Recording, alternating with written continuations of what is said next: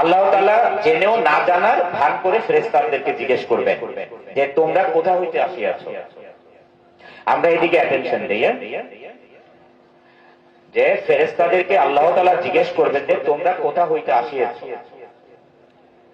তখন ফেরেশতারা বলবেন যে হে আল্লাহ, আমরা অমুক মজলিস হইতে আসিয়াছি। তখন আল্লাহ তাআলা ফেরেশতাদেরকে আবারও জিজ্ঞেস করবেন যে ওই মজলিসে কি নিয়ে আলোচনা হচ্ছিল। যে হে আল্লাহ, ওইখানে আল্লাহ এবং রাসূল নিয়ে আলোচনা হচ্ছিল, আর রাসূলের সুন্নত এবং আল্লাহ তাআলার যে ফরজ আল্লাহ তাআলাকে নিয়ে আলোচনা হচ্ছিল। তখন আল্লাহ তাআলা আবার জিজ্ঞেস করবেন তারা কি আল্লাহকে দেখেছে। তখন ফেরেশতাগণ বলবেন যে হে আল্লাহ, তারা তো আল্লাহকে দেখেন নাই। তখন জিজ্ঞেস করবেন যে তারা যদি আল্লাহকে দেখতো তাহলে কি করত। তখন আবার ফেরেশতাগণ বলবেন যে তারা যদি আল্লাহকে দেখতে পাইতো তাহলে আরো তারা আল্লাহকে পাওয়ার চেষ্টা করত।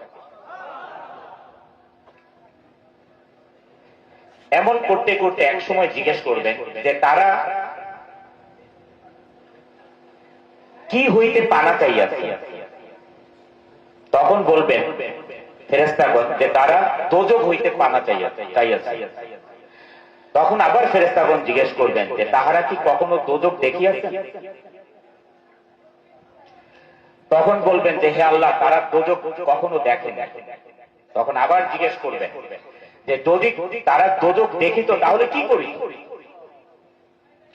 তখন বলবেন যে ফেরেশতাগণ যে তারা দোজখ থেকে পানা চাইতো এবং পলায়ন করত।